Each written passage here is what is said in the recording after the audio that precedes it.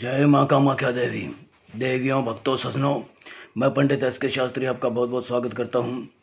हमारे YouTube channel के माध्यम से आज जो मैं आपको बताने जा रहा हूँ उसे ध्यान पूर्वक देखें, समझें और बिना सिद्धि के इसका इस्तेमाल न करें।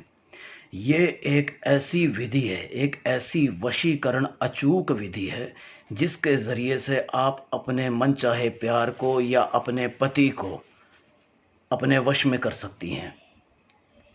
माताएं, बहनें, ये गौर से ध्यान से सुने कि जो माताएं बहनें अपनी अपने चाहने वाले से परेशान हैं, जिसे वो बहुत चाहती हैं, चाहे वो उसका पति हो या उसका प्रेमी हो, और वो उसे पहले चाहता था और अब जो है वो उससे दूर हो रहा है और उससे पीछे कदम हटा रहा है और वो आपसे कोई संपर्क नहीं रखना चाहता है, तो उसको मनाने के लिए, उसको अपने प्यार में वापस डालने के लिए, उसको अपने पास अपनी ज़िंदगी में वापस लाने के लिए ये एक ऐसा वशीकरण कर्म है जिसको करते ही आपको खुद को पता लग जाएगा, आपको खुद को मालूम होगा, आपको खुद को तसल्ली होगी कि हाँ, जो हमसे दूर हो रहा था, जो हमें कभी चाहता था और आज दूर हो रहा था, तो इस विधि के माध्यम से वो हमारे पास आ गया है।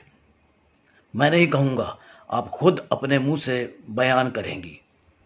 ये एक ऐसी अचूक वशीकरण विधि है।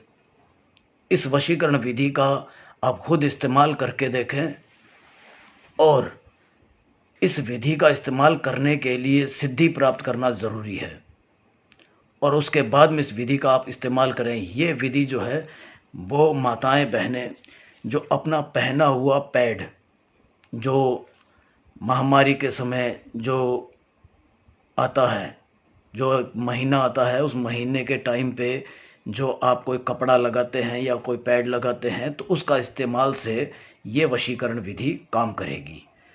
तो ये आपको गौर से देख लें, आपको मैं दिखा रहा हूँ। ये एक इस्तेमाल किया हुआ कपड़ा है, इस्तेमाल किया हुआ पैड है। इसी के ऊपर ही हमें ये कर्म करना है। इसे करने के लिए हमें एक चाहिए छोटी इत्र की शीशी। इत्र चाहिए, सेंट नहीं चाहिए, इत्र चाहिए। और एक पेन, काला पेन, नाम लिखने के लिए, जिसको आप अपने वश में करना चाहती हैं। ये इस्तेमाल किया हुआ पैड है। अब इसके ऊपर क्या करना है, आपको यहाँ पे नाम लिखना है। जिसको आप अपने काबू में, अपने वश में करना चाहती हैं, उसका नाम यहाँ पे लिखना है।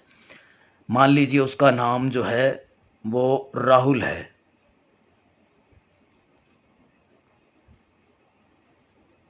मान लीजिए उसका नाम राहुल है जिसे आप चाहती हैं। और अब यहाँ पे नीचे राहुल लिख दिया। राहुल लिखने के बाद में प्लस का चिन्ह लगा करके और यहाँ पे उसकी माँ का नाम लिखना है। उसकी माँ का नाम लिखना है यहाँ पे, इस जगह। और अब आपको करना क्या है, इस दूसरी तरफ आपको अपना नाम लिखना है, खुद का। मान लीजिए आपका नाम जो है वो संगीता है, तो संगीता।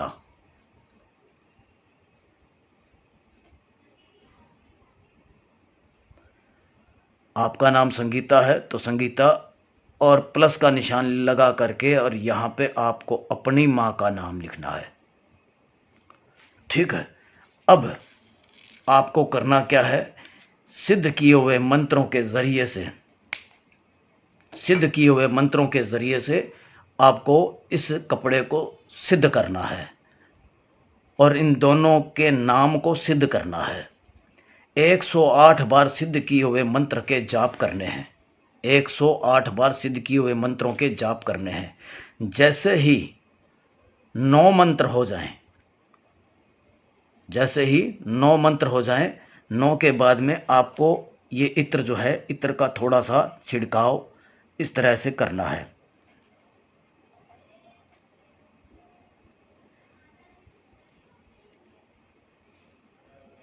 ये देखिए, जैसे ही 9 मंत्र हो जाएं, वैसे ही आपको इत्र का छिड़काव करना है इस पे।